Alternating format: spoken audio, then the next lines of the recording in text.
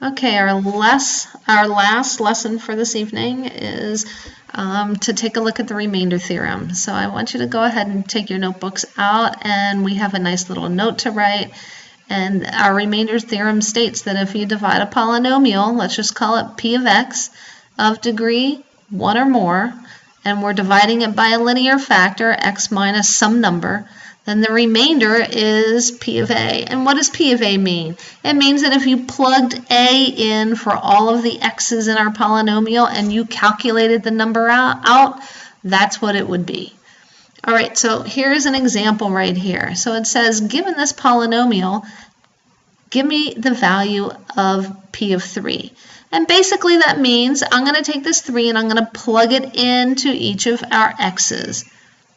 And this is not exactly using the remainder theorem. So we're going to work it out in the way that we know how to do already. We're going to plug it in to our x's, and we're going to figure out what our answer should be first. Then I'm going to show you how to do it using the remainder theorem. I know that 3 to the 4th is 81. So if I multiply 81 by 3, it's 243. 3 cubed is 27 times 2 is 54, so I'm subtracting 54. 3 squared is 9 minus 9 plus 2.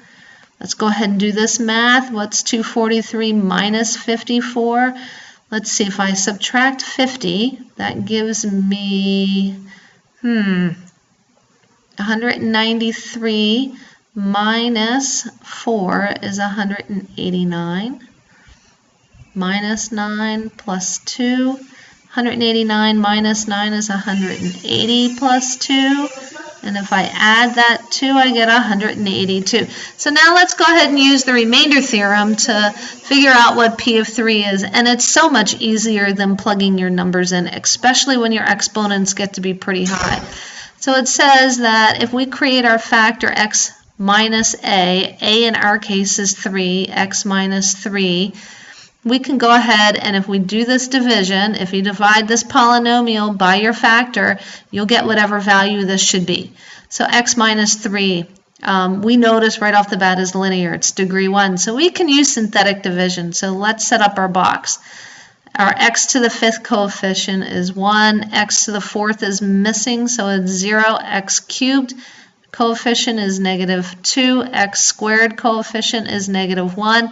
Our x coefficient is missing, so it's 0, and then we have our 2. Now what goes in our box? Well, we set our factor equal to 0 and solve, so we get x is 3. We're going to put 3 in our box.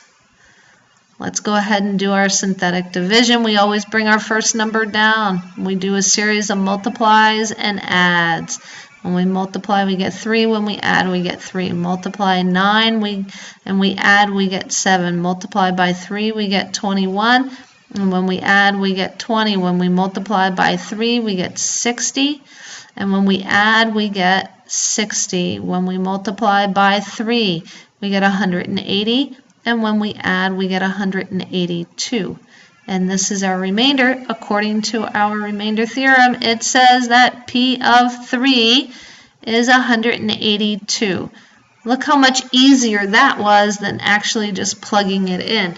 And our answers match. So for your homework tomorrow during class, I want you to use this method, okay? That's the method I want you to use. I want you to use synthetic division. Set up your factor, use synthetic division, and divide, and find the value of your polynomial by taking a look at the remainder. This method you can use to check your answer. So for on a test, you may want to check your answer.